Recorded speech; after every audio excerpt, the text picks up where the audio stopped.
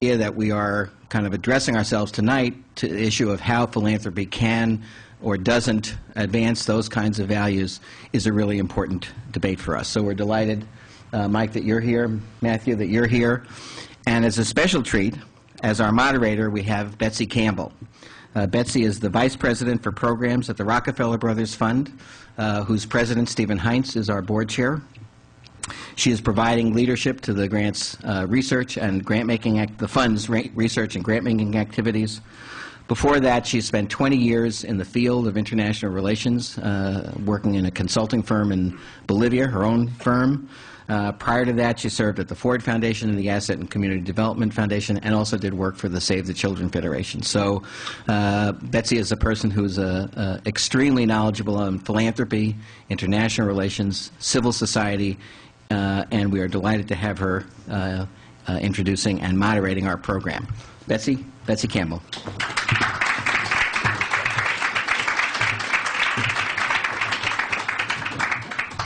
Thank you, Miles, and thank you to Demos for having us all here this evening and figuring out how to get so many people in a small room reasonably comfortably. So, nice work, and thank you for having us. Tonight's topic, the future of philanthropy. Can market-based solutions save the world? I mean, who knew it would fill a room, right? When was the last time that you got this many people in a room to talk about philanthropy? So thank you for being here, and I'm sure that a lot of this has to do with the speakers that we have with us tonight, and I will turn to them in just a moment. But I'm also sure that a number of you are here tonight because you either work in foundations, or you are activists or analysts or academics who think about the role of philanthropy in society. This debate about the role of business in philanthropy and the role of philanthropy more broadly is a debate, and a set of questions that emerge from the debate are alive and well across foundations. And I can speak certainly from the foundation that I currently represent, the Rockefeller Brothers Fund. We spend a lot of time with our board and among staff thinking about how we can best position the Rockefeller Brothers Fund's resources to enhance and, when necessary, challenge the work of the private sector, the public sector, and the nonprofit sector. So figuring out the balance, the relationships, and the best work of those three sectors is one of the questions that I'm sure our speakers will get to tonight. We're also asked by our boards, and we demand of ourselves the articulation of clear goals and strategies, so grant seekers know what our sort of sense of vision is and our sense of the challenges we face in society. And then we're left with the task of how do we know when we're making progress? And again, I'm sure our speakers will get to questions of measuring results, of milestones or benchmarks. There's a lot of terminology that goes along with this, and embedded in all of this terminology is a real challenge of understanding how it is we can be catalytic in terms of the social change we all know is so desperately needed in so many areas, and at the same time know we're making progress and get to the next place in an effective way. The other issues that come up are attribution and claiming credit. It's really nice to be able to go to your board and say, we made this grant and all these good things happen, but we all know that it takes so many institutions and so many different players to move the needle in the directions that we are seeking. And so we run into problems of time frame, attribution, accountability, meaningful accountability for the kinds of efforts we make to steward private resources for public good. So we are really so fortunate to have with us tonight two of the foremost writers and thinkers on civil society and philanthropy. Michael Edwards, as Miles noted, is a distinguished senior fellow here at Demos, author of the newly published Small Change, Why Business Won't Save the World. I think we know where he stands.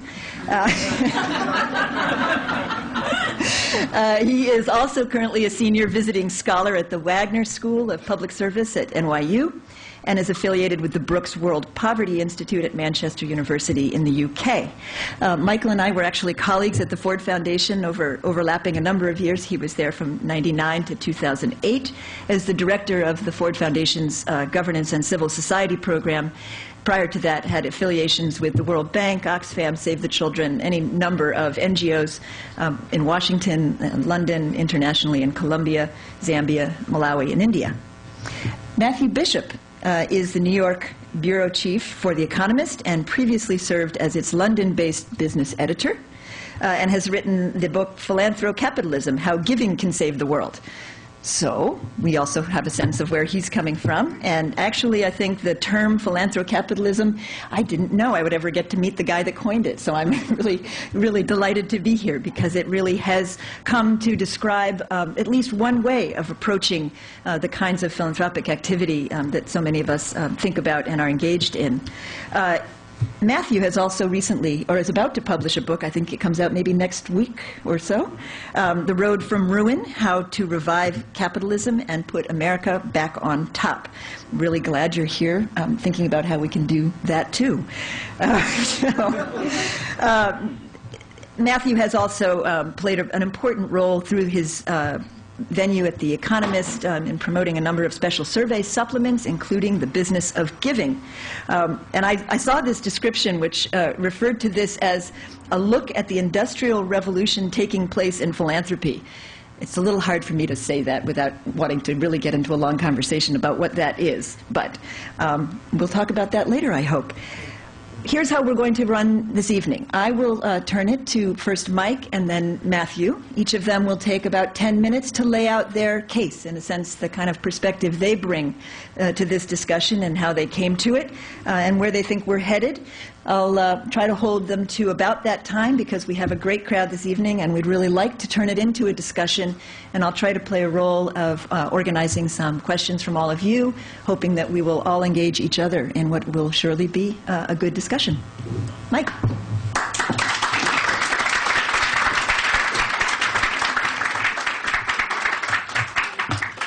Well, thanks very much, Betsy. It's great to be reunited with you again after all those years, and thanks to Demos for organising this. Thanks to Matthew. He has an incredibly busy schedule, so it's great that he spared time to be with us tonight. He's actually a tough but friendly adversary, so I'm looking forward to another round. We call this round 4, is that right? Round 5 is going to be in March, and then we'll have 6, 7, and 8 later in the year. Over the last few years, it's almost become an article of faith that not-for-profit organisations and the philanthropic system that supports them should operate more on business principles, meaning rates of return, competition to weed out the weak performers, close supervision, perhaps even control over the organisations that you fund, like a venture capitalist, standardised indicators of outputs as success measures and so on. And Matthew, as Betsy said, is the person who christened this movement Philantrocapitalism. Just in case you felt you didn't have enough business influence in your lives already, through politics, healthcare, education, the media, government, now it's civil society's turn. Civil society simply means the ways in which citizens organise themselves for collective action in their communities and beyond. Come on in, guys. We know you're here to help. President Obama said last week in a different context that the banks in America don't need another vote in the US Senate, since they have plenty already. And that just about sums up, I guess, my view on this debate too. Why would you give business more influence in society by commercializing philanthropy and eroding practically the only places left where we can still be equal and create solutions together which are not dependent on purchasing power or the zero-sum games of the marketplace? I win, you lose. Places where we can be full and active citizens, not clients or consumers. Now, as my mother used to tell me, I'm not as stupid as I look. So I know that approach can really help. For example, if I want to get more efficient cooking stoves to African villages or microcredit loans to the poor, I would have to harness the power of the market in order to reach as many people as possible at a price point they could afford and still make a decent profit so that that process can continue to expand. And in doing that, business expertise, I would imagine, would be essential. And every organisation needs strong financial systems and the like that we can learn from businesses, like Lehman Brothers, AIG, Bear Stearns, and the rest. But creating markets, even for socially and environmentally useful goods and services like those, is obviously only part of the picture of social change. And buying and selling things is not actually what citizens' groups are well designed for. So as a general principle, or as a philosophy, I think Philantrocapitalism is a bit like Elvis or James Dean. Mad, bad, and dangerous to know. It's mad because, believe it or not, there's no evidence to support the claim that a business approach to social change is any better outside the areas that I mentioned. Not a shred. There's no logic to back it up unless you believe that social transformation is simply another product to be packaged and sold in the marketplace, or that it's possible to calculate the rate of return on courage or compassion or love or health of the community, or that the messiness and the conflict and the politics of the world can somehow be removed or avoided by using a calculator and a spreadsheet. It's bad because it erodes the independence of the non-profit world, the independence that they need to hold business and government accountable for their actions and push them constantly to do things they don't want to do. It threatens the distinctive values of civil society, which are based on cooperation and commitment, not the ethics of the marketplace. Values that have spurred the creation of social movements from the abolition of slavery to pro-democracy demonstrations in Iran. It privatizes the way we solve social problems, and it gives too much power to the public, as when big foundations decide how our schools should be reformed. And it allows businesses off the hook by pretending that they can increase their social impact by reforming others instead of transforming their own core practices. You can create lucrative monopolies, engage in wage theft, avoid your taxes, and so on, but you'll still be praised for being a philanthropist, as long as you give some of those billions back. But wouldn't it be nice if business fixed itself instead of meddling with others? That would actually make a huge contribution to the common good by expanding the ownership of wealth and wealth-creating opportunities and altering governance and accountability of corporations. In that sense, as I put it in the book, real change will come when business acts more like civil society, not the other way around. Most insidious of all, I think, philanthrocapitalism is dangerous to know because it's so seductive, with its mantra of doing well for others while doing well for yourself. It's a promise of gain without pain, progress without sacrifice, empowerment without politics, and social change without complexity or struggle. A comforting mirage, which acts as a brake against more radical and personally demanding solutions. And in place of argument and negotiation about what is good and socially valuable, arguments, let's face it, that lie at the very heart of democracy, philanthrocapitalism offers a supposedly universal set of metrics to guide decision-making that brook no disagreement. Either it's better or worse, $1.50 or $1.49. Democracy is reduced to a choice between competing charity brands, signified by clicking your mouse on a website, like Kiva or Global Giving. Civil society is reduced to a subset of the marketplace, stripped of its social and political significance. And philanthropy is reduced to a control system, not a support system for deep-rooted social change. Welcome to the path of least resistance, perfectly suited to our consumer culture, when what we desperately need is a revival of mass-based civic activism to do the hard work of animating democracy in search of the public good. What I call citizen philanthropy in the book, although that's not my name, but it's a good label to distinguish what I'm talking about from philanthrocapitalism, because real change happens when large numbers of low-income and other disadvantaged people gain enough traction to alter the rules of the game, the whole way in which our economic and political systems work. This Monday, as you know, is Martin Luther King Day. And it's interesting to speculate how the philanthrocapitalists would have treated him. and the civil rights movement that he led. I was actually at a service in Harlem with my wife Cora, who's here somewhere in the audience, where the pastor reminded us that many people tried to persuade King at the time to abandon the Montgomery bus boycott that had been sparked by the bravery of Rosa Parks. You will remember that. On the grounds that it would lose their churches and their charities too much money in donations, the ultimate negative rate of return, if you will. But because they ignored that advice and the narrow economic calculus on which it was based, they went on to change the world forever. What happened there, just as what happened on the streets of Tehran last year, or what's happening today in the rubble of Haiti, has nothing to do with rates of return, or data-driven performance, or any of the other gobbledygook of Philantrocapitalism. It's an expression of the transformative power of the human spirit, acting collectively for a higher purpose. That's what philanthropy should be supporting. We erode that spirit at our peril, and that's why the stakes in this debate are so very high. And I'll stop there. Thanks.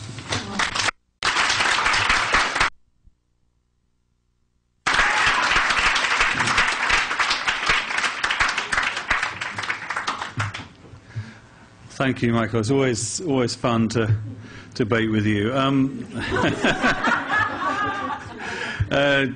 You know, it's nice to be abused before you get up and speak. Michael actually did that because he actually wrote his initial draft of this book before my book appeared, launching a preemptive strike based on no knowledge of what would actually be in the book, a strategy that he's pursued ever since in bad-mouthing Philantrocapitalism. You mentioned James Dean and Elvis Presley in your introductory remarks. I think, in a sense, you're a rebel without a cause, and Elvis has left the building. They're really...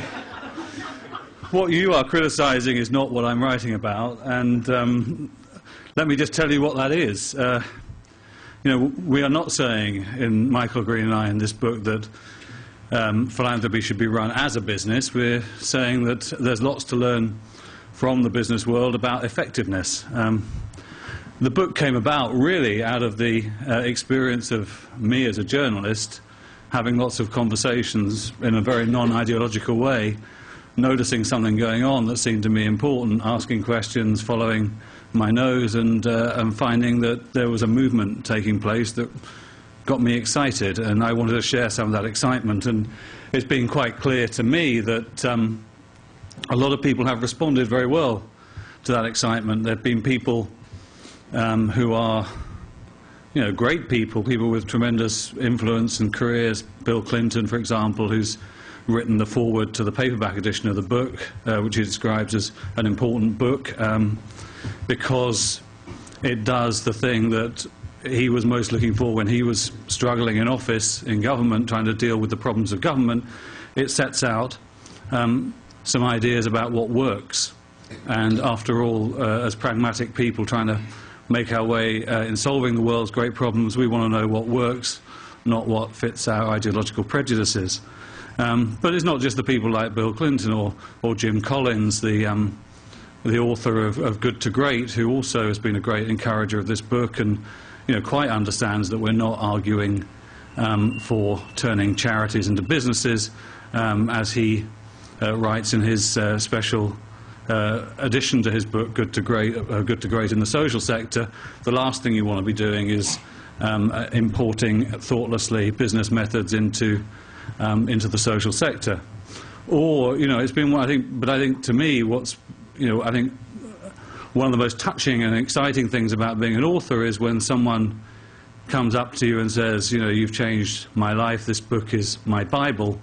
And that experience happened to me the other week with a lovely couple in their 60s called the Aldermans, who lost their son in the World Trade Center disaster and decided to use the compensation they received not to do something here in New York, but actually to provide, to set up a charity that is focused on helping those who are mentally traumatized in war zones to come back to better mental health. and they're working with Paul Farmer of Partners in Health, and they're very closely involved with the government and other organizations in Uganda.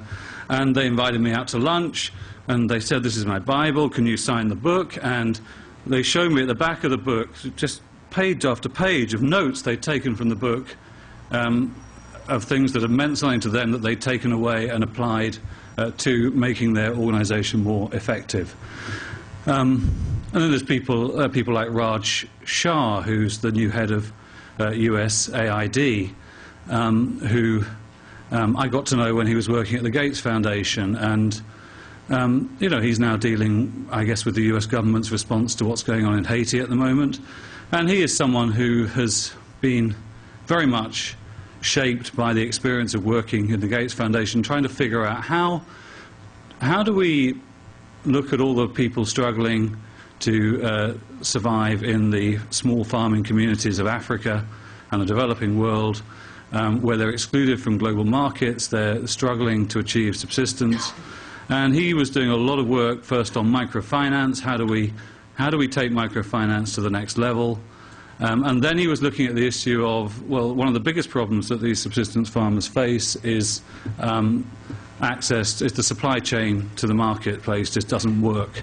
And so he really focused on, well, what can we do as a foundation? How do we get businesses and others to share some of their knowledge to improve the effectiveness of the supply chains, to effectively take out a lot of the profit that the middlemen are taking from the system, and to allow people with very small amounts of land and animals and things to actually earn a decent living, to provide them with insurance against their biggest risk, which is a bad weather shock that upsets their harvest and so forth, or the loss of an animal.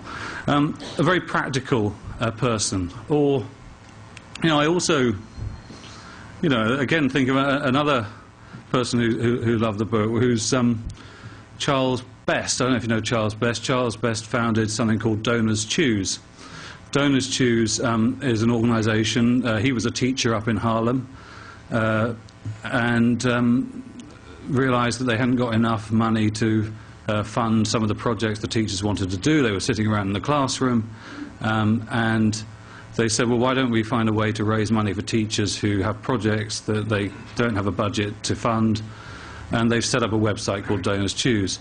Donors Choose, you just go there, you use your mouse, which I know Michael finds a disgusting capitalist activity, and you basically go to your mouse and you find a message. You have a whole list of teachers putting projects up, and there's a little thing that counts how much money people have donated to that project, and you can put some of your own money into that project, and if enough money is raised, the project happens. The teacher sends you a thank you message, and maybe the kids will write you a letter as well, saying how much they've benefited and appreciated your generosity, which sounds like a fantastic civil society activity to me that's brought people really close together. And you know, Donors Choose has now used all sorts of terrible business methods, like using search technology to and smart technology, smart software to figure out if you've made donations before on their site, so what you chose before, what sort of projects appealed to you, where you're living, so that they can kind of flash up the right sort of projects that they think might appeal to you, to sort of hook you in. It's all very clever and businesslike. And they've raised many, many tens of millions of dollars that have benefited hundreds and hundreds of thousands of children all over America. What they've done is they've also got into bed with big business and some powerful donors and celebrities, philanthropists, people like Stephen Colbert, who's a big fan on their board. But they've also had donors who've said to them, well, actually, we love this idea so much, why don't you give out some gift cards with our money and to people, and get them to come and use the site and see it for themselves. And I've got a whole box of them here. So anyone that wants $25, this is the most shameless way to win a debate, I hope.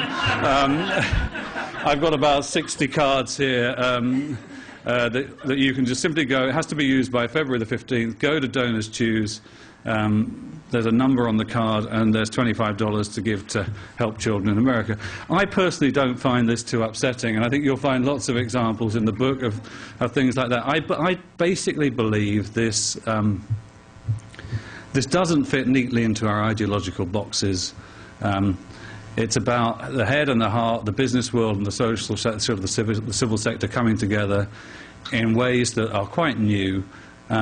We're all trying to figure it out as we go along. I think my book is providing a very detailed and accurate and fascinating account of what's going on through, admittedly, the perspective of a number of these very wealthy business people. You know, there are lots of ethical issues the thing raises. We do need to debate it. I think this is why it's great that we are having these conversations. But I think, you know, compared to the caricature of capitalists that we've seen in terms of the Wall Streeters that are doing God's work, or the models that were talked about by Reagan and Thatcher 20 years ago, we're in a very different world, and it's a world that I think is much more focused on these huge ethical challenges and how we can all work together in different partnerships to actually do, as President Clinton says, what works rather than what makes us feel ideologically comfortable. So I'm going to stop there, and thank you very much.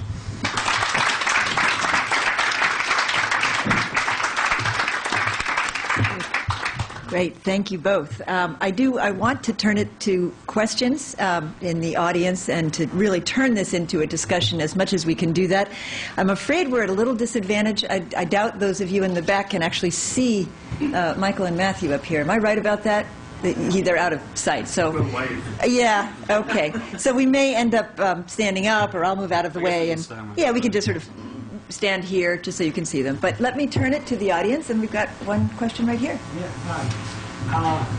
So I'm fascinated by the topic. And excuse me, could I just, Miles reminded me, could you just say your name and where you're from so that we have a sense of you?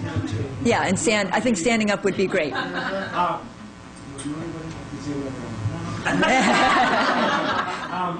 Arbit.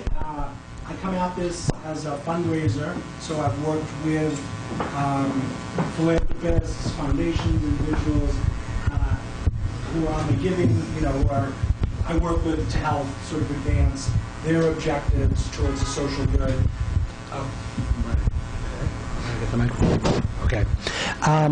So I've seen it from that angle, and then I'm a consultant now, and I work with individuals who are using business approaches like investing and using that to deploy not towards a private company, but money that's used towards affordable housing and microfinance, whatever. So I've seen the benefits, of that.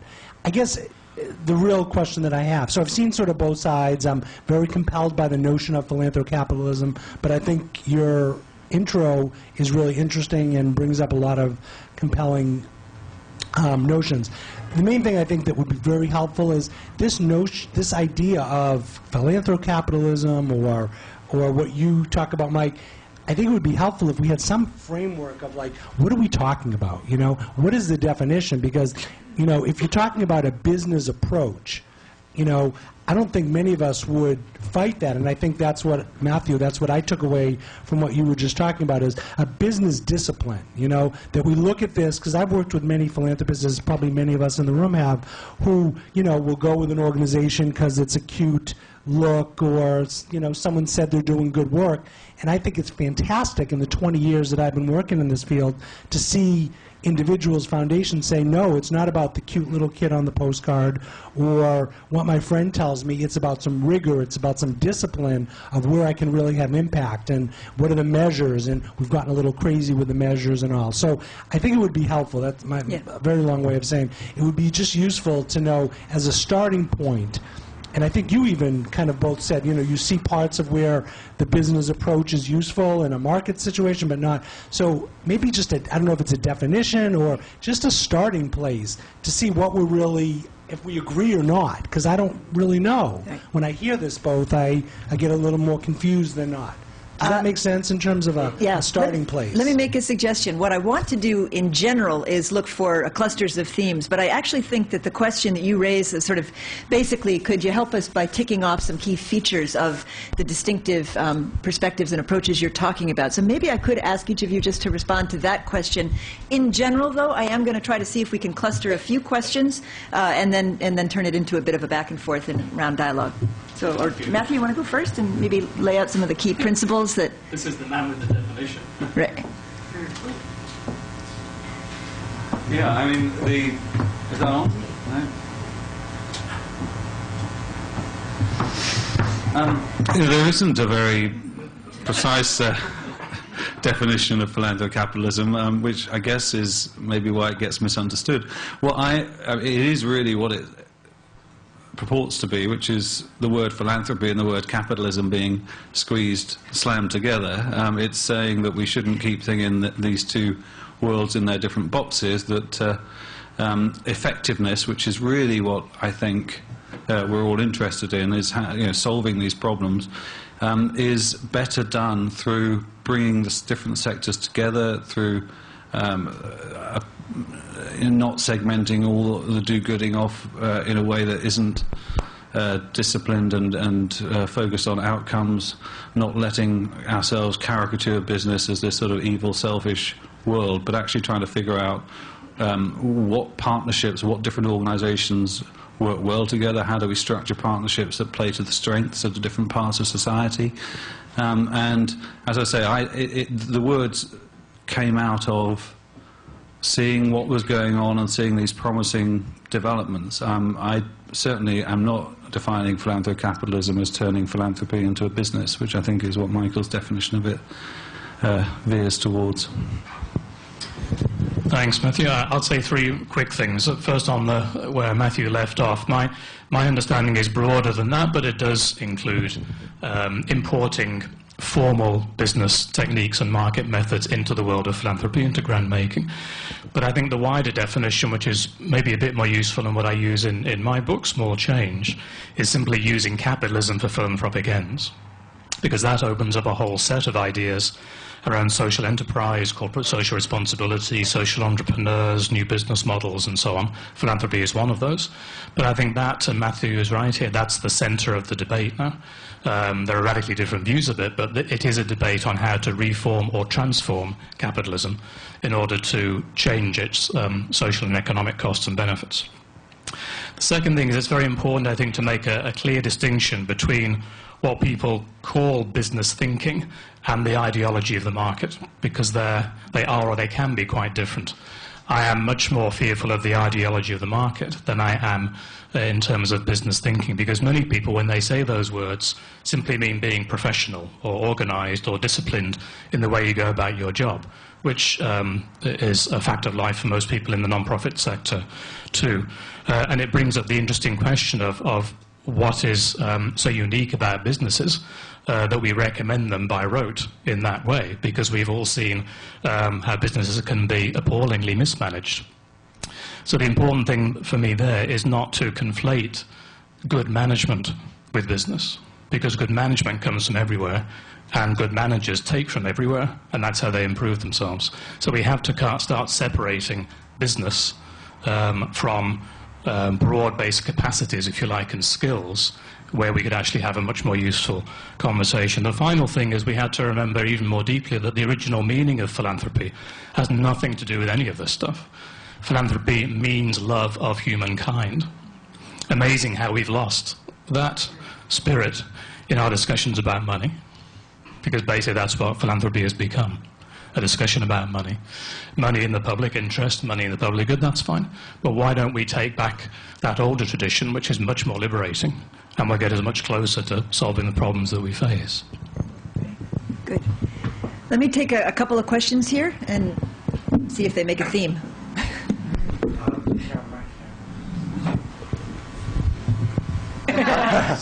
I'm Michael Seltzer. I've been in the nonprofit sector, foundations and nonprofits for 42 years. I've been enamored of late looking at social movements as the real vehicles for social change. And Michael is a kind of a counterpoint to your story about Martin Luther King, I fear if we had asked him to fill out a logic model or a theory of change or even to put forward a grant proposal. And I'm worried about, as we think about really affecting change, are we really talking about social movements rather than nonprofits? I mean, nonprofits, for many of us in the room, we were spawned off of social movements, and somehow we allowed the IRS to define us.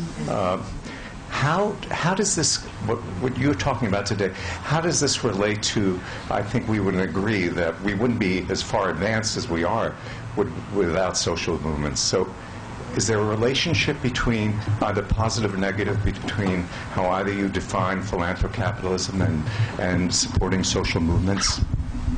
Are there any other questions that relate pretty directly to this one? Yeah, why don't I go right here?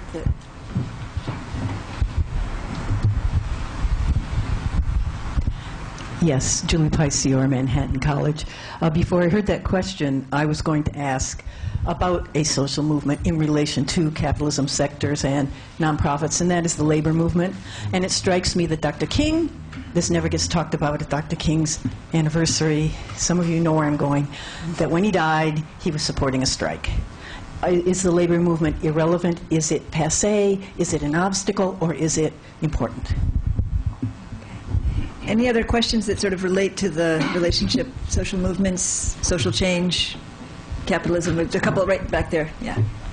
Hi, Lori Bazalar, the Edward Hazen Foundation. And it relates to what Michael was saying because when I heard your comments about Donors Choose, it evoked in me what is clearly a transactional relationship, which to me is not a civil society kind of activity as you seem to be saying it was, and certainly not a movement building or collective activity, which I think is the kind of language that is on the other side of this debate. And ultimately, we in foundations have this dilemma where we are in a transactional relationship generally, and we are the buyers in a buyer's market.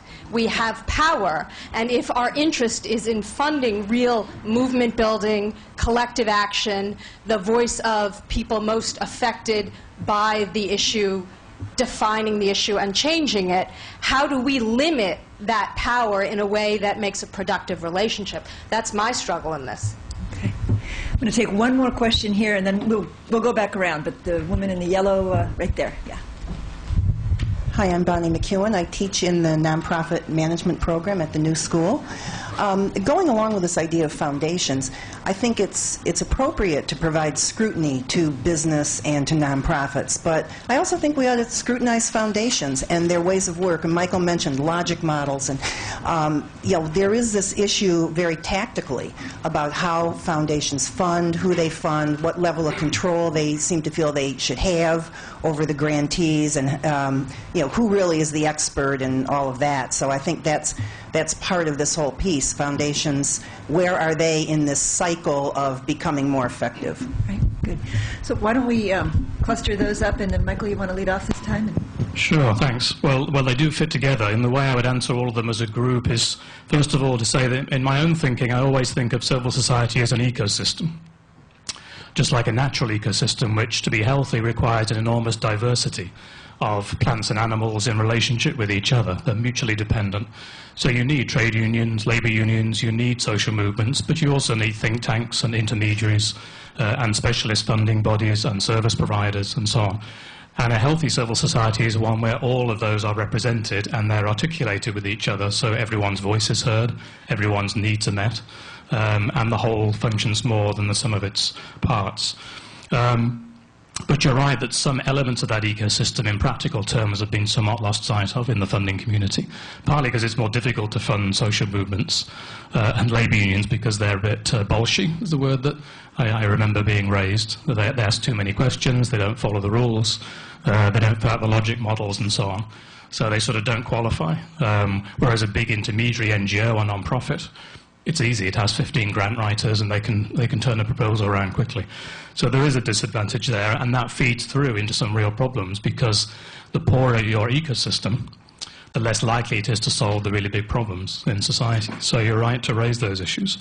The second point is that as in a real ecosystem, different kinds of organization need different kinds of funding, different kinds of revenue. And my concern in this debate is that we're forgetting that and pretending that, if you like, business-oriented, commercial revenue generation, rates of return, and so on, which are appropriate to one particular sector of the ecosystem, are being generalized for everyone with very damaging consequences. So it's not the fact that these things are generally wrong, but they're only appropriate for a certain sector of organizations. But we seem to lose sight of that. And thirdly and finally, there is a whole set of emerging traditions in philanthropy which are trying to be more supportive of the kinds of organizations people are talking about. Horizontal philanthropy, it's being called, community-based philanthropy, mutual solidarity and funding, membership donations, the work of Bill Somerville and his colleagues on the West Coast, who has no strings attached to funds, simply gives to people he thinks are doing interesting work and are authentic in their communities, and they get on with it, is very successful. So there are lots of different models of philanthropy which can be appropriate to different circumstances, but our debate has become reduced in the way that we're thinking about today, and that is a real problem. That's not an accusation, you know, a mark of blame about who has done it, who is responsible for it. But I do think we need a more ecumenical and democratic debate where all the options and all the possibilities are equally represented. Matthew, you want to make a comment on this? Yeah, I mean, I think that to some extent, I mean, my view is let a thousand flowers bloom. I'm not knocking anybody else's activities when they come together to collaborate around a solution to a problem or whatever they want to do in their community. Social movements, you go back, one of the things we did in writing our book was to look at the history of philanthropy, and we went back to several golden ages of philanthropy, one of which was in the late 18th century in Britain, where one of the greatest achievements was the abolition of the slave trade, which was a social movement that relied very heavily on the financing of some Christian evangelical who put a lot of money behind William Wilberforce, who campaigned on that issue and eventually got the law changed. I think very much a role model for some of the mass social movements that we see today, and you know, they, among other things, this group of wealthy philanthropists tried to create countries for freed slaves to go and live in. So both Liberia and Sierra Leone came out of that, and they turned out to be fairly disastrous experiments as it went out. But then eventually they changed the law, and this was, I mean, I think a direct equivalent to the idea of the Martin Luther King and the Montgomery bus boycott. I mean, you know, the slave trade was a massive, dominant capitalistic business in Britain and the world at that time, and this was a group of wealthy people who funded a movement designed to kill that trade. So, I mean, I don't think there's anything inevitable about being on one side of the equation. Today we see you know, the One campaign, which Bono is very associated with, around debt relief and so forth. I mean, his organisation, One, was seed funded, as we write in the book, by Bill Gates, George Soros, and a guy called Ed Scott, who were three very wealthy people, and then John Doerr, Silicon Valley venture capitalist, also put several $1 million into the organisation, and it's been run very much as a business campaigning, lobbying organisation, but has very much had as one of its goals fostering a social movement. George Soros, another person we write about in the book, has played a huge role in promoting open society around the former Soviet Union, in other parts of the world, and indeed here through his early funding of MoveOn.org. So, I mean, I just don't think there's anything inevitable about which side of the fence the philanthrocapitalists are going to come down on. In the early part of the 20th century, the big foundations of the day invested a lot of money in doing some of the pioneering research into the causes of poverty and racism in America. The founders of Goldman Sachs actually were early funders of the NAACP, as was the founder of Sears. So there's just nothing inevitable about which side of the fence they are. Jeff Skoll, I think, the first chief executive of eBay, is really one of the most far-thinking people in terms of how do you take social movements to the next level of effectiveness through combining movies like An Inconvenient Truth with real-time interactivity, using cell phones to sign up and text, become parts of movements, and then link in with practical organisations on the ground. So, I think the potential is that, for social movements to be much, much more effective than they've ever been through the use of this kind of new technology and the capital that some of the Philantrocapitalists are putting to work. Even the labour movement, which I think probably has played a hugely important role at certain times in the development of the economy, is probably not doing a very good job at the moment, and new models of the labour movement are needed. Well, the one organisation that's really impressed me in the last few years has been the Freelancers Union, which is a union that doesn't try and keep people in their same job for the rest of their life despite the industry they're in going out of business, but actually is about supporting and providing healthcare and other basic services to freelancers who now account for a large part of the population. That is an organisation that received seed funding from Echoing Green, which was funded by private equity guys in General Atlantic, and has been helped to be developed by Ashoka, which has received money from the founders of eBay and other organisations. So, I just think that to sort of try and create this this sense that people with money can't play a constructive role in social movements is just, shooting yourself in the foot and missing a very powerful source of strength in civil society that ought to be tapped into rather than shouted at and abused. Thank you. You know what I'd like to do is, well, go ahead. I don't think personally, I'm sorry, but I work at Fort on a mental health clinic in the Bronx as a clinician. Anyway, I did used to work for an arts foundation several years ago, but I never was under the impression that business wasn't a part. I mean, philanthropists historically have money.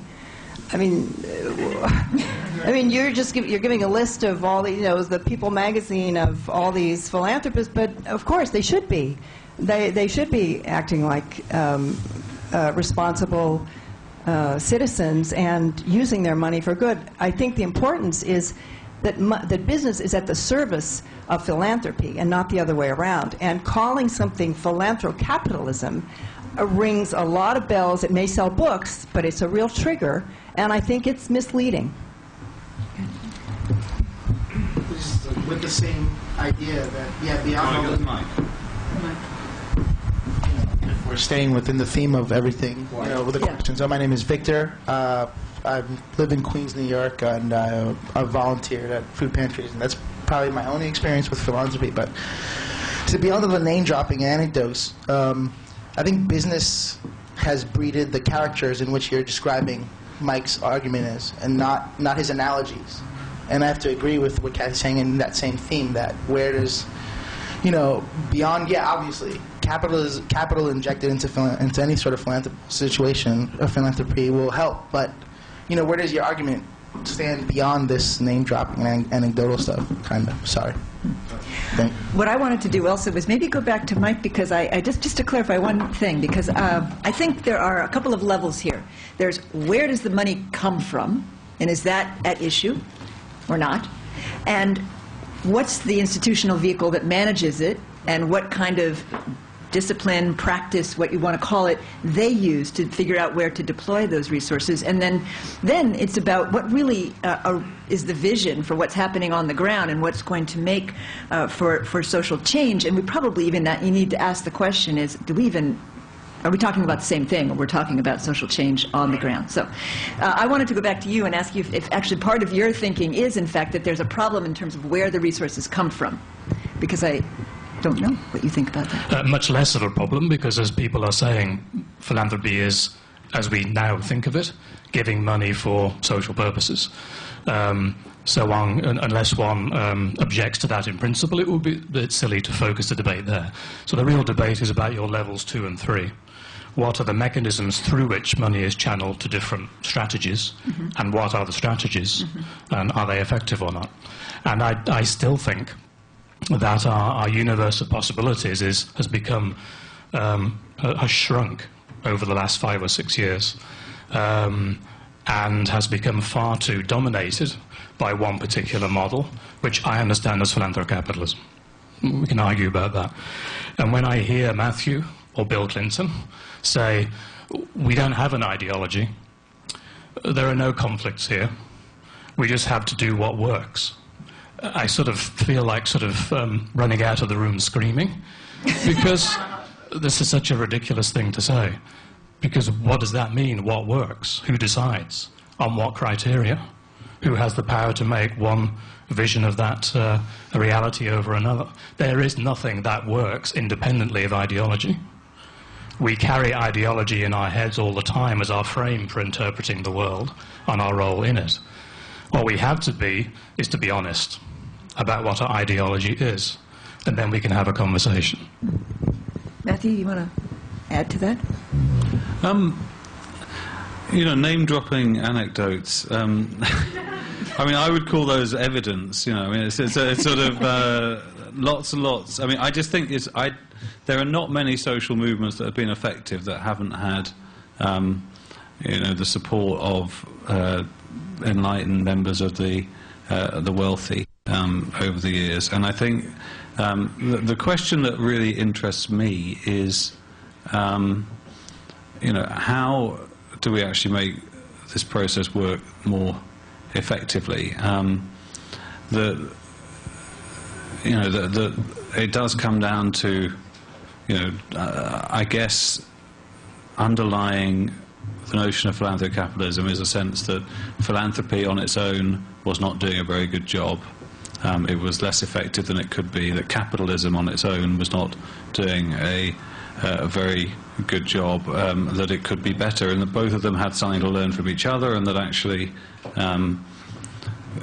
also government, which I guess I would have made the word even more unpronounceable, Philanthrocapital-governmentism or something, that would have actually, that government was probably even more of a problem, because at least philanthropy and business work to some extent, but government seemed to be almost, we seem to have discovered over the experience of the 20th century that democracy is very good in all sorts of ways, but it seemed to, giving government a monopoly of solving social problems, as was increasingly the model certainly in Europe and to a lesser extent in America, it really got you into problems that you locked in things, that it was very hard to innovate.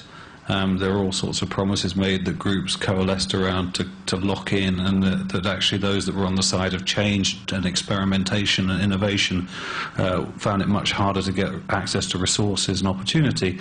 And if you compared that to the business world over the last 25 years, I mean, as we've seen, that business has been far and away far more effective in terms of innovating new things that work, that we love to use, that we incorporate in our lives, than government has been.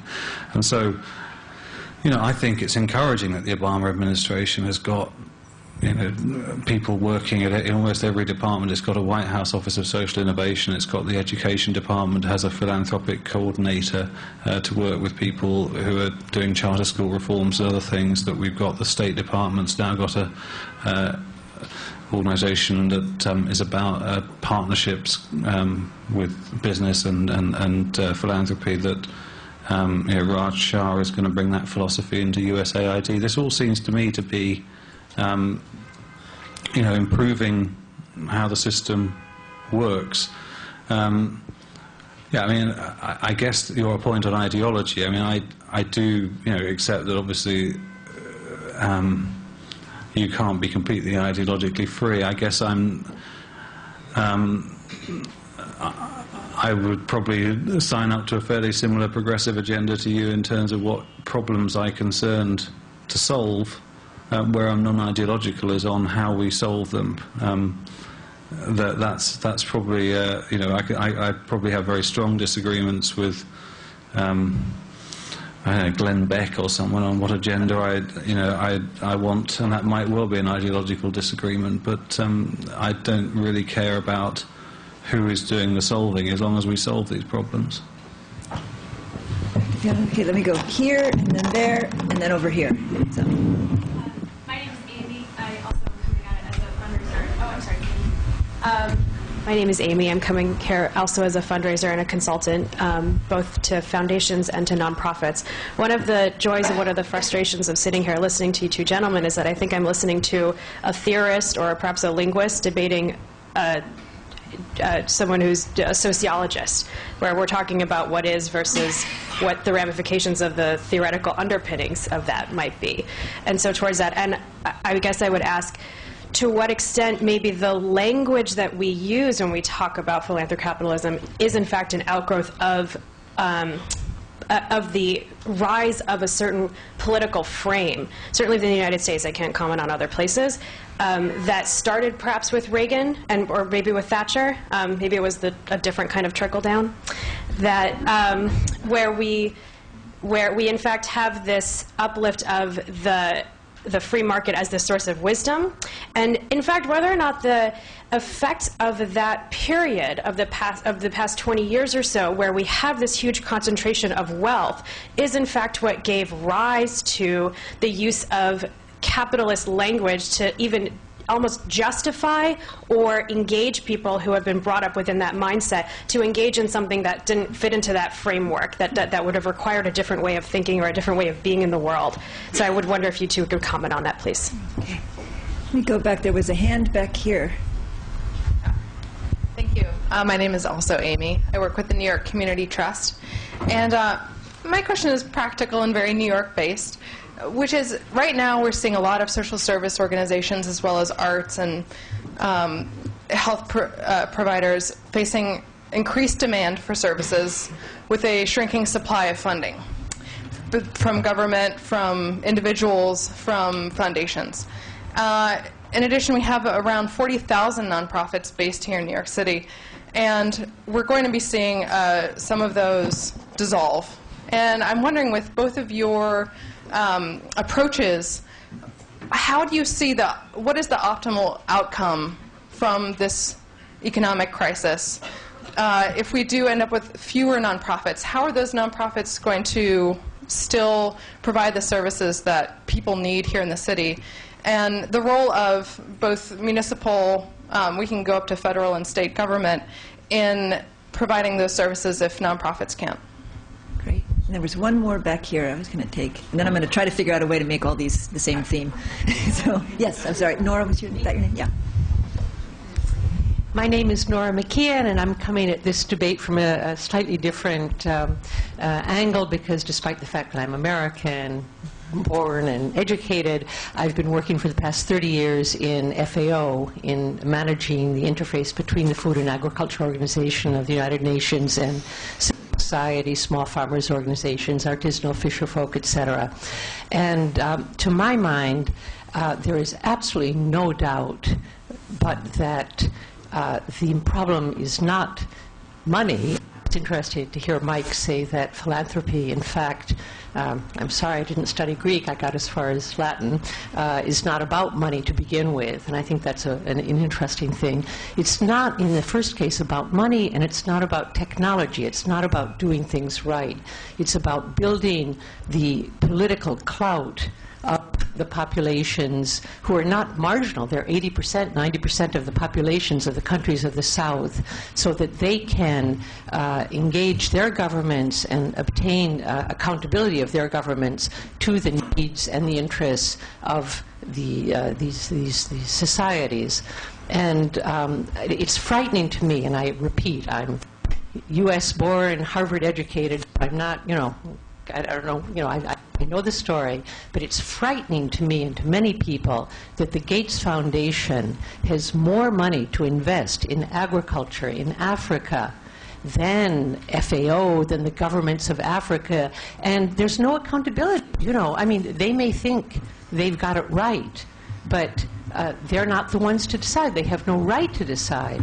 And there are very vibrant social movements in Africa, farmers, small farmers organizations, peasants organizations, who also think they know what the answers are, and that dialogue is not taking place. And it's not taking place because the Gates Foundation and philanthropy in general is not obliged to engage it. So my question to our two speakers and to the world in general, to the room in general, is how do we turn this around? How do we get what the U.S. has to offer, resources, ideas, experience, et cetera, feeding into building the political process and the political accountability of everybody to the populations in the name of whom all of us are engaged in working and talking and writing books and acting.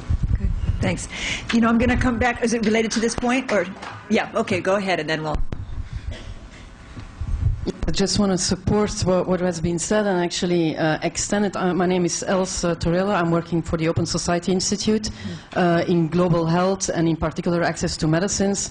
And I can confirm that also the Gates Foundation spends much more money on global health than the World Health Organization has in their annual budget. And that is with all the problems of the legitimacy of the choices that are being made. But I want to add one other thing, is that the type of strategies that are being supported by typically the Gates Foundation, both in agriculture as in health, are the technology-driven strategies, the intellectual property-driven strategies, the profit-driven strategies, which are totally opposed to the possible community-based strategies that the local agriculture communities may propose, but they have no chance against the market-driven proposals that are being supported, and often with collaboration with domestic companies. Well, it can be domestic both in the US side or the European side. I mean, the industrialized world is exporting their market-based solutions, and that is what I understand without having read the book about the Philantrocapitalism. That's precisely around the solutions being totally market-driven, and I think that this is a major problem. Good.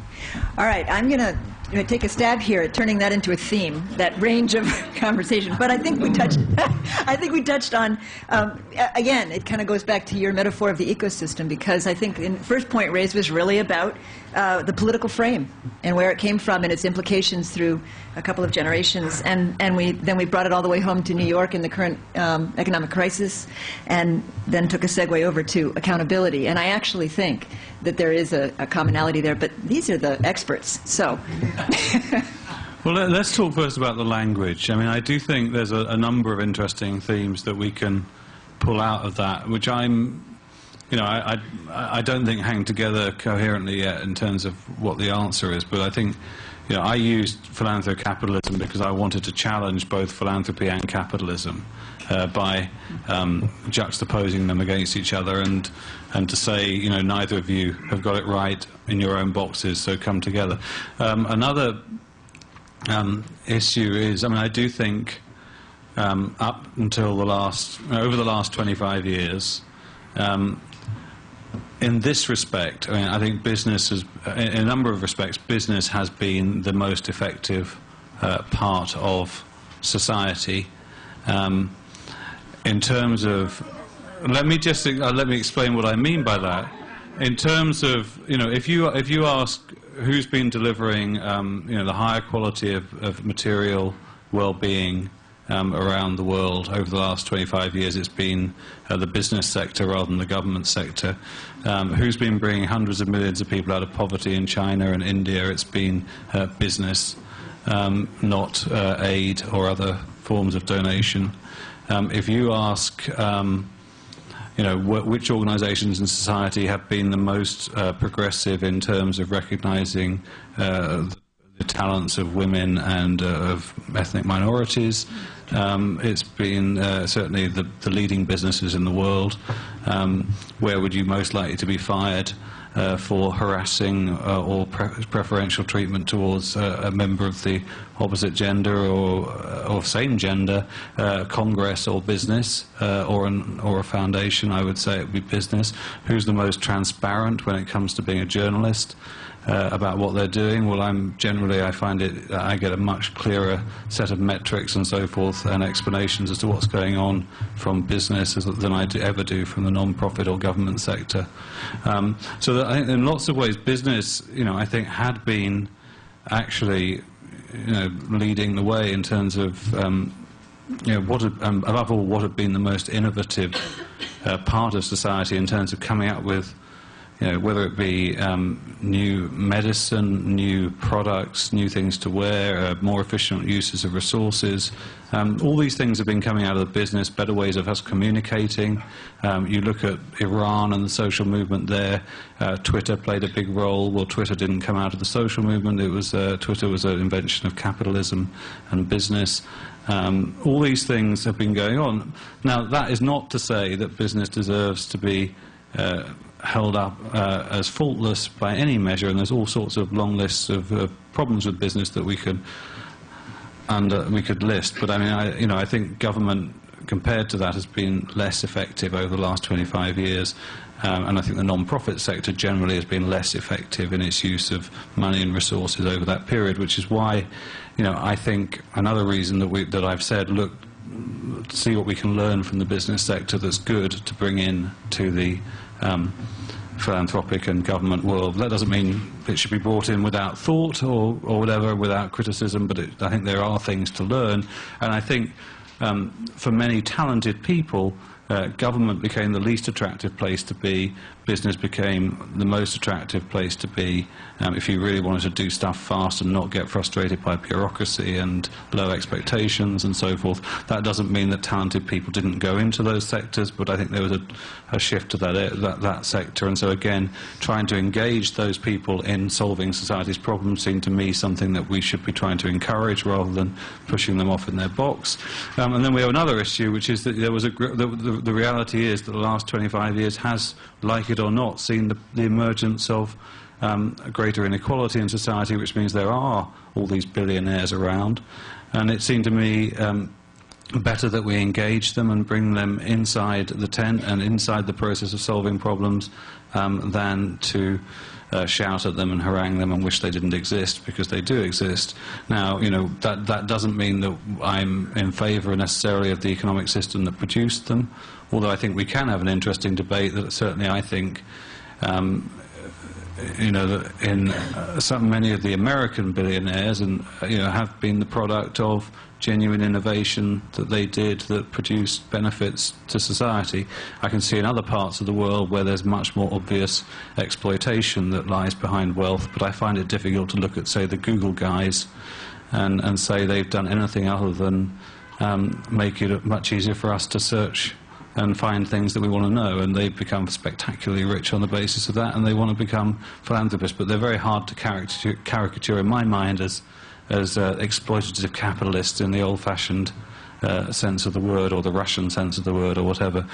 So that's one area. I think that this is a very important debate, and at the end of the book we talk about what is the new social contract that ought to exist between the super rich and the rest, and we set out a number of ideas as to what that might be, and transparency and accountability is very much part of it, but I do think it's absolutely crucial that they are properly embedded in the political process, because they do challenge many of our deep-seated and rightly suspicious thoughts about the role of the rich in society, which have been the result of the fact that democratic rights and democratic government have been hard won over many lives being lost and so forth over the years. So we don't want to give that up. We want to make sure that this process builds on and enhances our democratic rights, but I still think we need to engage in this debate rather than wish that the world were different than it is. The other point I really want to focus on is the Gates Foundation point, and it was quite amusing to hear that point reinforced by someone who works for the OSI, which, as we know, is funded by George Soros, who is one of the heroes of our book. We regard him as the prototype of the philanthrocapitalist. Because he is really aware of how he can play a very unique role as a very wealthy person by throwing his money at high-risk projects where, much like his hedge fund activity, where there's quite a high probability of failure, but if it succeeds in spectacular ways. The Gates Foundation, as I researched them for the book, I was just amazed at how much hatred there is towards this man and his foundation, that he dare trample on the obviously highly accountable and effective world of the United Nations, World Health Organization, and so forth. I mean, you know, give us a break. For heaven's sake, the man could just be spending the money on food and a large house for himself and a yacht and a plane, another plane, art or whatever. I mean, he's actually trying to solve the problem of poverty in Africa and trying to end deaths by malaria and diarrhea, and he's taken these awful, incredibly inspirational organizations like the UN, the Wealth Organization, that have become horribly bureaucratic and unaccountable in the worst possible way, and he's put a rocket up them, and he's shaken them up, and the consensus wisdom that wasn't working is being challenged, and I think this is fantastic. And the idea that the answer to the problem would be for less money to be given towards solving these problems seems to be shocking, which seems to be what's advocated. He, though, I think quite understands that the amount of money he has is not very much. So he's given away $4 billion last year was distributed. And that's spread across several initiatives. You know, a large chunk is going to public school reform in America, and then some is going to a lot going to health, and then some now to development. As he points out, $4 billion is only a quarter of the New York schools' budget each year. So he cannot possibly succeed in the goals that he has set without without persuading governments, business, other organizations, mass charities, social movements, that his ideas are good ideas. The idea that he has in any sense the sort of monopoly power that he, in his late stages at Microsoft, was had through Windows operating system, in his world is absolutely nonsensical. I mean, and I just think that, as he says, if you don't like it, you can always give money to an alternative approach, and good luck, and we'll see which one comes out best, and the process of discovery will benefit everybody. So I just find, I find of all the things that have been most disturbing in terms of the response to this Philantrocapitalism movement, the idea that Gates giving his money away is somehow undermining the effectiveness of the previous regime of these multilateral organizations, which are so messed up, seems is the most bizarre to me. Thanks. Well, the beauty of democracy is that it is messed up, but it's democracy. It doesn't matter whether it's messed up or not. Democracy is democracy, and you have to respect it. Or I guess you can't. So, the point there about democratic accountability stands regardless of effectiveness, because it's about people have rights, and rights to voice and participation. Whether they mess it up or not is a secondary question. The second issue I want to raise is about government, because I think this is where Matthew and I disagree pretty acutely. And I'll raise the spectre of neoliberalism, which no one wants to talk about nowadays, because they're ashamed of being called that, but this is what this debate is about. The definition of neoliberalism is the extension of the market into other areas of life. If you're an academic, you've seen that as market economics has percolated into political science and sociology. If you're in government, you've seen that in the new public management agenda. If you're in higher education, you'll see it in terms of cost recovery and so on in universities. And if you're in philanthropy, you'll see it in terms of Philantrocapitalism. So we can put all the cotton wool we like around these terms. But the fact of the matter, and why aren't we just honest about it, some people in society believe that the market is a better way of allocating resources and making decisions than government or civil society. Why can't we be honest about that? And then have a discussion about the real costs and benefits, the evidence, and so on. We may still disagree, but we'll put it on the table. It's much healthier. Because one of the reasons why government has underperformed, you could say, over the last 10 years, is because it's been systematically destroyed by a business agenda and lobbying that don't want regulation or government intervention. It's not surprising that you look there and you see some signs of distress. It's not accidental. And I think that the broader answer I would give to these various questions is to reject neoliberalism. That's my view, my personal view. That's what I believe. Can I cite you chapter and verse that that's the correct position? No. But there's a hell of a lot of evidence, and I passionately believe that what we have to do is take the market out of those other parts of society, because they are different. And because they are different, they help to keep forces in balance in society and produce a healthier set of communities and forces over time.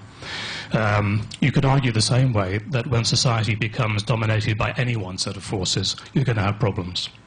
Too much government, too much business. Maybe there's a society with too much non-profit activity. I've never seen it. Too much civil society domination. I can't imagine it, but maybe it's out there somewhere. Pandora, the land of the avatars.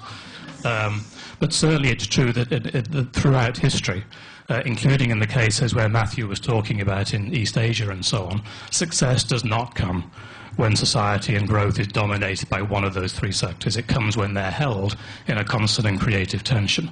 And the story of poverty reduction in East Asia is partly a success story of the market, of global trade and of business, but only under the direction of strong government activism and strong government intervention. What was called the developmental state in East Asia after World War II, or in China and Vietnam today.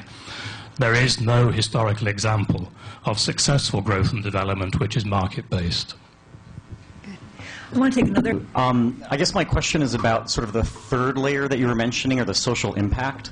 And I guess what I'm hearing, first of all, I work at Project for Public Spaces, which is a nonprofit that thinks that placemaking is a holistic way to look at change in cities. But from a media perspective, social movements today are very much part of our media ecosystem. And it's not a fixed media ecosystem, it's software, and we're making the software. So there's this converged situation where the markets, or like Kiva or other things, those are software, social applications that are malleable and made with ideas behind them. What I've observed working in for-profit spaces and in nonprofit spaces more recently is there's varying degrees of anti-intellectualism. And I guess I'm coming from Richard Hofstadter and observations about what society's been like since World War II, when business dominates a lot of the thinking. So my question is, the starving of ideas, I think, is in part because of a lack of, say, anthropology and sociology in a genuine way, where disciplines like that are very human-centered. And I don't see that in business that often, or at all. And I actually don't see that in the nonprofit space done that sincerely either. So I guess I'm seeing, or my critique or question is, isn't there an idea vacuum, and that we're looking at maybe two sort of realms, business and the sort of traditional nonprofit space, that is in need of really profound ideas, a new sense of ideas? Okay, then let's go to the woman who stood up there.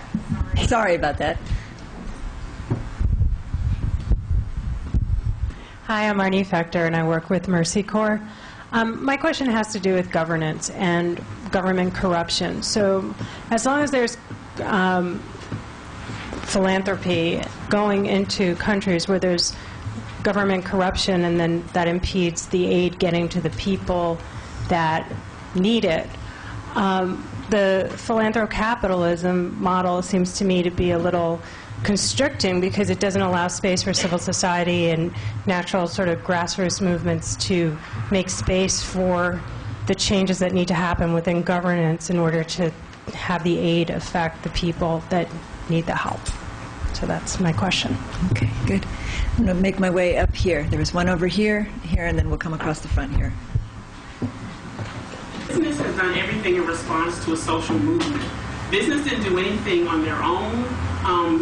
Women and labor, and it's all about the bottom line. And then even Twitter, I was looking up because I thought maybe I didn't remember what Twitter was about. It was about the inability to really get the particular issue. And I think Iran really demonstrated how there was this disconnect between the public and getting information out, and the big media, the big seven, if you will. So I just felt like I needed to push back on that. Okay. Yeah, sir? Morris Kramer. Whoops. Maybe back there mentioned corruption internationally. The lady back there mentioned corruption internationally, and I think we have to look at the corruption here in our own government, which is controlled by big business and specialist lobbies. And that prevents us from having our own civil society, although we all go out to vote. I mean, this is what Miles was talking about before. There is something very definitely missing here, which unless we get more of a civil society, we cannot make any of this work, to a decent end. Say again where you're from and who you are? I'm individual. You're an individual. Right. Okay. Okay, right here.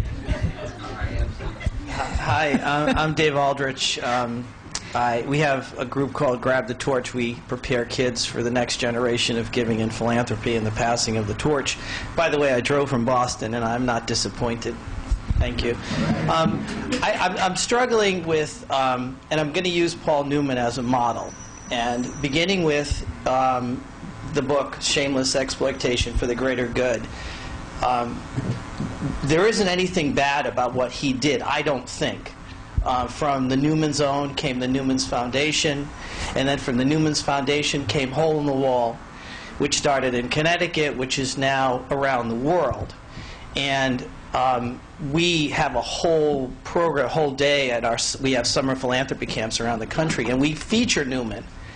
And he did everything the right way for all the right reasons with no glory. He never accepted an award, a congressional award. He's been asked to speak all over the world. He refused. And he never used his brand to further anything other than just his mission. So he's the model. You go through the market and it's not that hard of a decision. The food is good, and you're taking that money. Only, I think, 8 or 10% of it goes to the camps. The rest goes to the Newman Foundation. So everyone around the world can apply. And his camps, from what, and for firsthand, by the way, seeing what he developed there and his model. And not only did he bring this, I mean, I think it's around 200,000 kids have gone through the program, but he created this model for not only the kids, but the counselors and everyone involved to make that step and continue with the generational component of the greater good. So I'd like to get, I don't want to sound like a long-winded sycophant, but he's just got it, I think. And Costco has it, I think, because they quietly walk the walk. There are a lot of people out there that try to hook onto the Newman's wagon to further their cause, and as soon as he smelt that skunk, they were off the wagon in about a nanosecond. So I'd like to just ask you about that and tell me what you think. I'm going to just take 2 more questions here, and then we will. They're a little bit. Mirabe Rossley. I work for an organization called Endeavor. Actually, a friend of mine commented I work for Endeavor. It supports entrepreneurs. And I've always viewed business people as, and I've personally been quoted as palm-sucking amoeba. And so I've always been very cynical of business. I started out my career working in the government. I went to Bosnia. I lived in Bosnia for 4 years.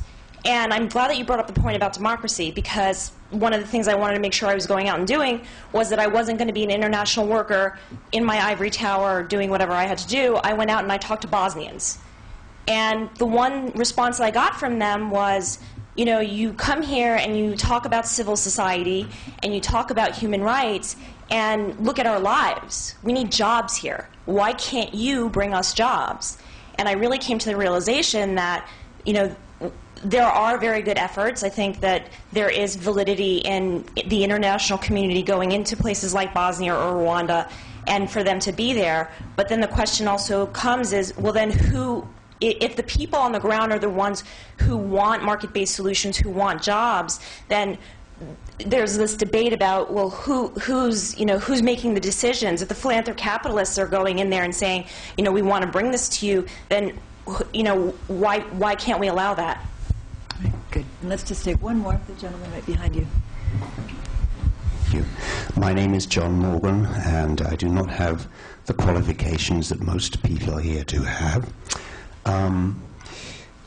I heard some things from all of these previous 4 or 5 people that really strike me as what I feel the crux of the issue, and that's humanity.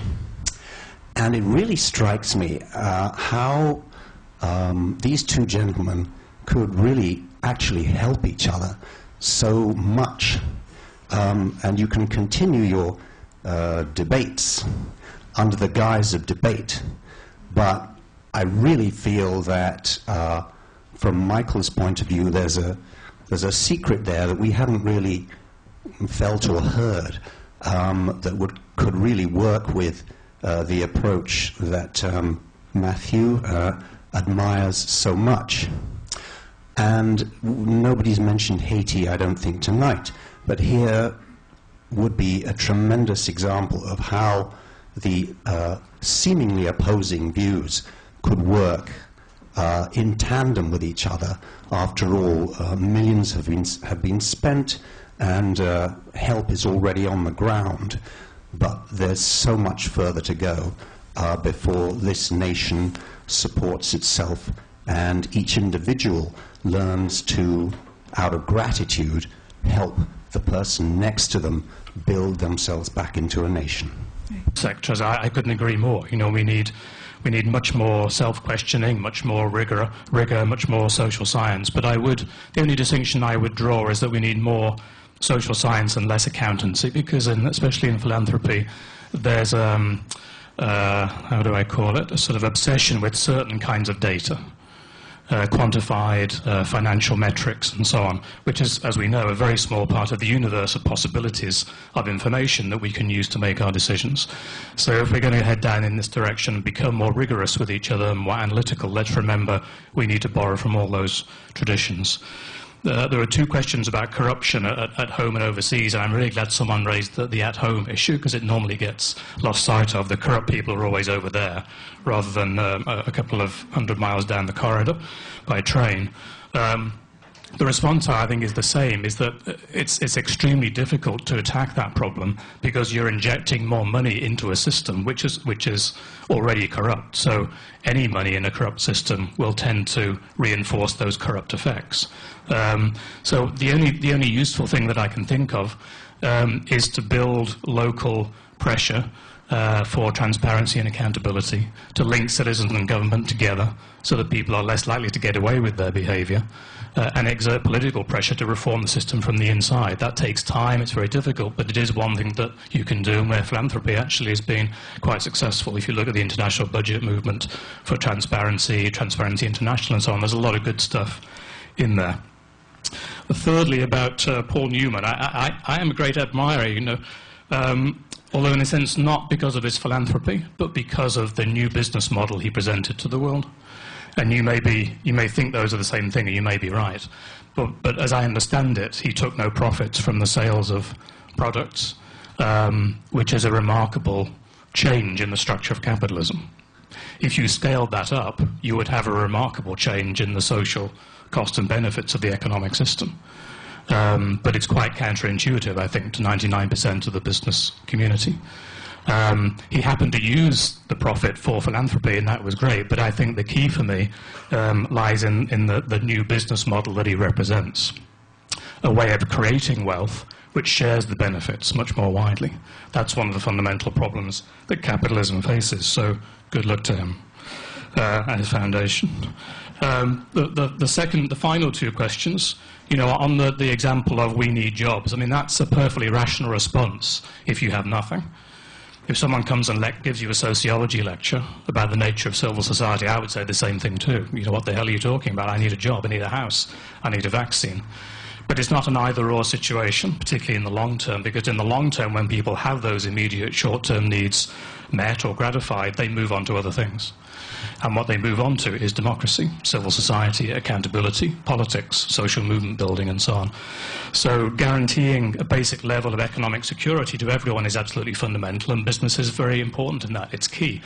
And I'm not saying at all that that's not required.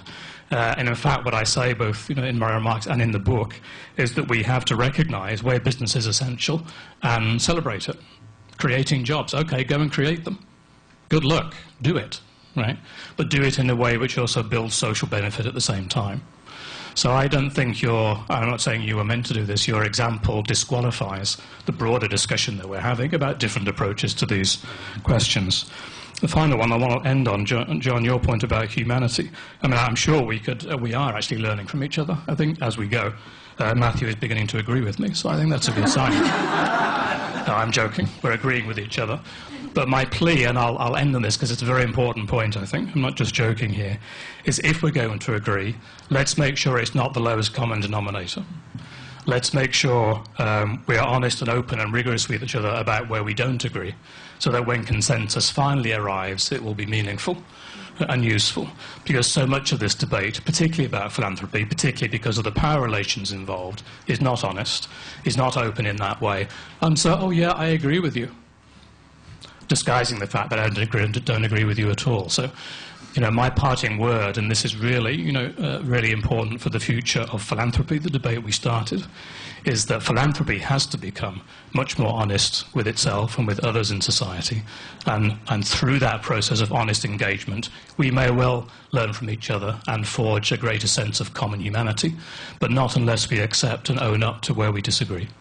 We grew up with, in Britain, under a welfare state and so forth, and very clear parameters and boundaries around every different part of society, and it seemed that this was an interesting phenomenon, and I hope you will read the book with that perspective, that we wanted to write what we saw and really draw the public's attention to it and debate it, because I think it is a very real thing. It's here to stay.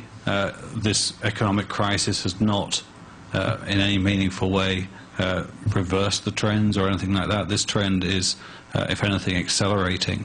It's here to stay, and I think, to me, it does challenge a lot of the ways we thought about government and business, etc., how society works, in quite fundamental ways that we need to come up with answers to making it work so that it's accountable properly. The book does end with this very long discussion about accountability, social contracts and so forth, which was our first attempt at trying to make sense of this, but we really do want to encourage debate about that. And so it's great that we've been having that debate. I do find, Michael's, Mike, you do make a lot of interesting points, but then I find myself getting, your examples you use to support them often confusing me. You talk about how we don't want more accountancy and so forth, and then you start talking about Transparency International, which is really about, accountability in our world today requires measurement and data. You can't have that without numbers, without asking a question about measuring where money is going and asking how is it, is that being used well or not? Now the question, right? But the question ultimately is, are we measuring the right things? And I think one of the confusions in the philanthropic non-profit world has been that a lot of data has been what I call defensive data, which is basically about covering the backs of the people making decisions. So they want data that protects them from really thinking very hard. And so they focus on overheads, for example, as a measurement of efficiency in non-profits. And they say low overheads, good. Whereas in the business world, you wouldn't, if you're starting up an interesting new venture in business, you would not think about overheads in that way. So, on the other hand, there's good data, which is about impact, about how are we improving society through our actions. And at the moment, we are lousy at measuring that. One of the things I write about Michael Green and I write about in our new book, The Road from Ruin, is that if you look back to the Great Depression, there was a realization at the end of that period that all the data the government was basing its decisions on was useless, and there was a project launched to create national income data to actually measure what was going on in the economy for the first time. And that happened all around the world, and it led to a great improvement in our economic statistics. Ultimately, that experiment ended when, in America, Simon Kuznets, who was the economist leading that project, wanted to include in the GDP numbers a measure of the value of housework, and was not allowed to do so by the Commerce Department, and he resigned. And that now, this crisis, to me, that we're just going through reveals massive problems with our measure of economic well-being, and it's very. And I think one of the things that we need to do, which is far bigger than just talking about philanthropy, is launch a major program of data generation that is meaningful data about progress in society and whether we're actually doing a good job in measuring what we're doing. I mean, things, and how do we actually get measurements for the right things? And I think that boils down to how we measure the performance of companies like Newman's Own and others, Walmart. All these companies, there is this whole debate about blended value or triple bottom line that is not seriously engaged in by the people who are making decisions, and we need to engage in that discussion. And ultimately, I suppose this is where I come down to the fact that the most, probably very unpopular thing to say, but nonetheless it's the truth. We talk about the capitalists and capitalism as if it's somehow out there and divorced from us, and that the philanthrocapitalists are divorced from us. Well, when it comes to giving, 300 billion a year is given in America. Probably the super rich account for 30 billion of that. 270 billion of it is the rest of us. If you look at capitalism, who owns the businesses of the world? Well, in fact, the majority of the capital in the capitalist system belongs to ordinary people through their pension funds. And the reality is that those pension funds do not take any account of what kind of world we want to live in 10 or 20 years' time. And they're completely unaccountable. And I haven't heard anyone raise that point in any of the debates that we've had over the last 2 years about the economic crisis that we've been in, and how on earth are we going to make those entities democratic. But we are the capitalists, and therefore we are the people who should be setting the terms of the game. And I think that's a huge debate we ought to be having. So that's a bit of a rant about my new book. But nonetheless, I mean, I think it kind of does bring the point home to me that there are huge issues about accountability in society and whether we're setting the criteria. And I think ultimately democracy, our democratic rights, we do increasingly use the market to exercise those rights, or ought to, because we actually have more money under our control, or which ought to be under our control, than people did 100 years ago. And why aren't we using that? I mean, we're using it through our shopping increasingly, but why aren't we using it through our retirement planning and savings and assets in a way that's meaningful? Lastly, I mean, one of the fun things I did this year was interview Ralph Nader, who had a book out that was completely unreadable, but because it was about 800 pages long, and largely, I mean, I think it would be very readable if you wanted to have very specific details on how to change a particular issue. But the book was How Only the Super Rich Can Save Us, which I thought was initially going to be a satire, but turns out not to have been. I mean, really, he does believe that ultimately, if you want to achieve social change, there's an awful lot of great ideas out there that are failing for want of relatively small amounts of money. And, I do think that one of the great opportunities is for those involved in social movements and organisations, grassroots movements, to actually find ways of communicating to those that have that money. And that's quite actually, and if they can find ways to talk to each other, you will actually find that there is a lot of potential out there to actually improve the effectiveness of these social movements by partnering with the right philanthrocapitalists. So I hope that happens. I just want to end finally by saying, unfortunately there aren't any copies of my book here, but I have a website called philantrocapitalism.net where you can get details of the book. I tweet, for anyone who's interested, in my tweet name is @MattBish, MattBish. You tweet at Edwarmi, EDWARMI.